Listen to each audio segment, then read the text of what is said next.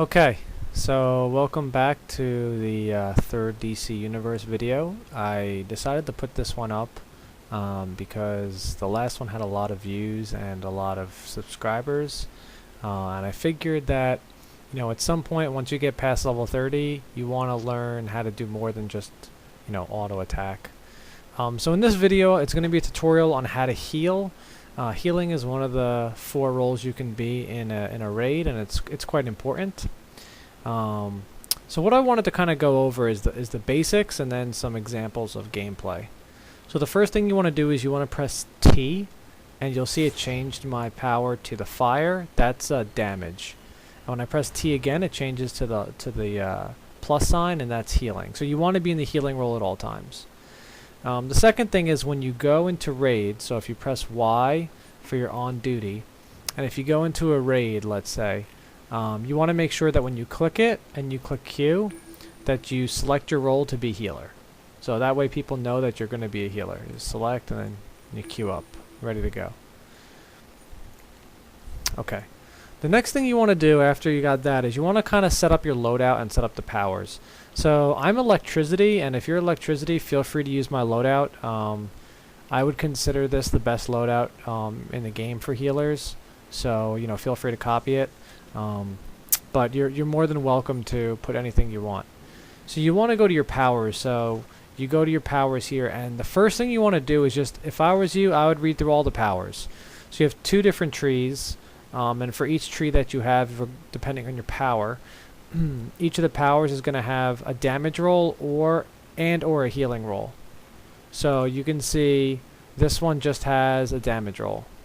This one has just a damage roll, but it does healing into damage. So you got to kind of read through these and figure out what's what. So let me go through the powers that I have so you get an understanding of why I picked the powers I picked, and most healers have a similar power set. So in my loadout, the first power that I have, and let me go to the loadout healer. So the first power that I have is called Electrogenesis, and if you read it, it essentially says depending on your role, creates an aura that heals people close to you. So what this does is it creates an aura around me that'll heal people around me, and it'll also put a secondary aura on another player and do the same thing.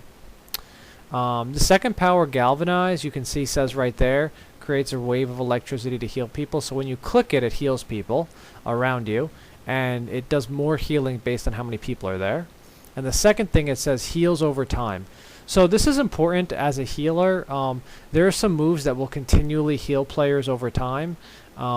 There's a special keyword called heal over time, and healers will overwrite that. So if you're a nature healer and I'm a sorcery healer, and you cast a heal over time and I cast a heal over time, whoever casts it last will work. This is an exception where this is technically not a heal over time. So you can cast this move and don't worry about it. It won't overwrite any other healer's powers. This third move, what it does is just what it says in the beginning. It says restores health to the 3 most injured group members and myself. And what it also does is it puts a little biocharge on you, and it says it on the side there. That means that if your health falls below a certain percentage, you'll get some more health back. This power, Flux, is just a shield, and you always want a shield in your healing loadout if possible. And this one, Bioelectric Surge, heals you and the lowest HP member. And then you also need a supercharge. So there's 2 for healers. I actually have both in my possible loadout because depending on the team you need, depends on what you want. This one, Invigorate, essentially just continually heals you life and power for your whole team for like 5 seconds. This is pretty good if you're in a standard raid, and this is also good if you only have 1 controller, so you can give him power back. The other one is Group Transducer, and this one is a group shielding. So this is what you want if you're going into a raid where you expect the majority of the team to get wiped out at one time, or you don't have somebody else with a shield. Shields are good because you can use them to pick people up. So let me just go over the moves that you saw. So here's my hero. The first move is the aura, and when I click it, you see it casts an aura around me. That's the lightning. And if there's a person next to me, it would also do that. Let's jump to the fifth move here. The fifth move will heal me and the lowest HP person. So you can just see it's just a quick animation. So this one I can cast pretty quickly. There's just a 1 second cooldown. The fourth move is the shield, and when I turn it on, you can see there's a shield. It's pretty simple. And what you'll want to do is you'll want to kind of stagger your moves. You know, you don't want to. The goal is not to keep everybody at full HP all the time. Now the second and my third move are kind of complicated, and that's why I left them for last. So the third move heals me and the lowest 3 people. So when I click it, it'll do that, but it'll also give me a little charge. You see that charge? That charge is if my health falls below a certain percentage, I will get more life. Now, with electric powers, the heal over time also has a very similar animation. So when I do the group heal, you'll see now I have some more lightning around me. It's a little bit harder to tell, but it's the one right around the chest. It's that bright blue around the chest. That's from me casting Galvanize. Alright, so hopefully you have a really good understanding of the moves now and the reasons for them. So, just through it, let me give you a typical example. You want to look at your power, look at the team's power, and look at the team's HP. Generally, you want to use shielding whenever possible, except in boss fights. What this will do is it'll reduce the amount of healing you have to do in total. You'll always want to use your group heals as often as possible. So for me, that's number 1, and that's number 2. What this does is it's one move, and with that one move, I can heal a lot of people. My 5 is kind of the oh shit button. That's the button I press when somebody's going to die and I really need to save them. And 3 is kind of like a mini oh crap button, where you want to heal 3 people at a time and they're far away from you. Now, let me just put a reminder here that electric healing, though I think it's the most fun power, probably the most fun power in the game, it's considered burst healing. So you need to wait for people's life to get low, and then you use your moves to heal them back up. Most other healing have a lot of heal over time, so it'll be a different strategy. Alright, so I'm going to talk through some of the gameplay so you can see actually how to heal in the game. The other thing I want to note, though, before we get there is the items. Make sure all your items say healer on them. At the top it says required role healer. And what I did was I saved an item for you. So if you look at this item here, it says attention, using this item will consume it and create a piece of role-specific armor based on your current active role. What that means is when I right-click on this, it's going to turn this item into either a healing or a DPS item, depending on what role I'm in right now. Well, let's take a look. That's damage, that's healer. So I'm in healing right now. So if I were to do this, it would do healer. So I actually do need it to be damage. So what we'll do is I'll switch to damage roll. And I'll right click, and you'll see when I do it, it turns it into damage, so it doesn't say healer, whereas this one does. So you could say this one says nothing, and this one says require role healer. That's the only difference between the two here. You see that? Alright. The other thing I want to point out is mods. There's only 2 mods you really need. There's this one, Reserve Tank, increases your maximum power. You need that. And the other one is this one. Regenerative Shielding. Heal yourself when using shields. So, those are the 2 you need. And that should be it. You should be good to go. So I'll talk through some of the gameplay now. Okay, so now we're going to get into the gameplay. And what this is, I'm going to show you two pieces. This is a 4-person raid. We actually are just doing the beginning section. And we only have 3 people. The tank left right now, so we're looking for another person. And I wanted to show you kind of what goes through my mind and what we do during a raid as a healer. So, in general, positioning is super important, and when you're running through the basic pieces here, all you want to do is keep your shield on everyone as soon as possible. So you'll see I'll always use my shield first, and I try to keep everyone at full life. You want to be mindful of your power too. So you can see I always have full power because I'm using Weapon Mastery. You also want to be hitting as much as possible so you can build up your supercharge block. You'll look at the controller's power, so that's the guy who's 167, and you want to make sure that his power is pretty high. If his power is getting low, it means that he's giving a lot of power out and you probably won't be getting any soon.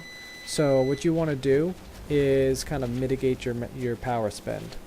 So in the general section like this, it's pretty basic. You know, it's difficult to die here when you have a team, a good team. You know, because you're always getting power, so you can always heal people. You have your shield that you can always put on people, and you know, you just want to be attacking as much as possible. So I think this part's pretty easy. I don't think you need to worry about this. It's the boss fights that'll be a little bit more difficult. Rhino. Okay, so this is a boss fight with the three of us still. And the reason I wanted to show this was because most of the time people don't know how to play their roles. So if this guy was a tank, it'd probably be a similar situation. So watch the power. You see how the damage guy's in front, and his power is very low. The controller is giving us power, and he just used a supercharge here to fill everyone up. So be mindful that the controller is giving power to the DPS first. My job here is to keep the DPS and controller alive. So you see what I'm trying to do is keep shields up at all times, since the chance of us picking people up is very low. And I'm keeping them at full. Whenever they get lower than full, I drop as many nukes as I can, because I want to make sure that if they won't get one shot, essentially. You'll see that this is a burst heal, so I don't actually heal them. You see that guy's life going down, and then I heal him. So there's a chance that he could die, which is why I try to keep him to full in these situations. You'll also notice that at some times when my heals aren't enough, that's when you use your supercharge. So if you just can't keep people alive, that's the time to pop it. And you'll see shortly here that it gets to that point where there's so many bad guys around. They're shooting me, and I just used it. So they're shooting me, they're shooting my teammates, they're shooting everyone. And it makes it very challenging to keep people alive. We're good to go.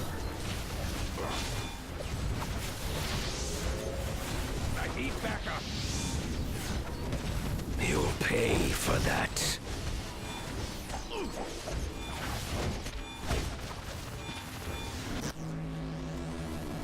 I'm not terribly surprised that Vandal Savage was behind the plot to steal and... Don't waste my time. Okay, so this is a similar situation, except now we have 4 people. This is the boss.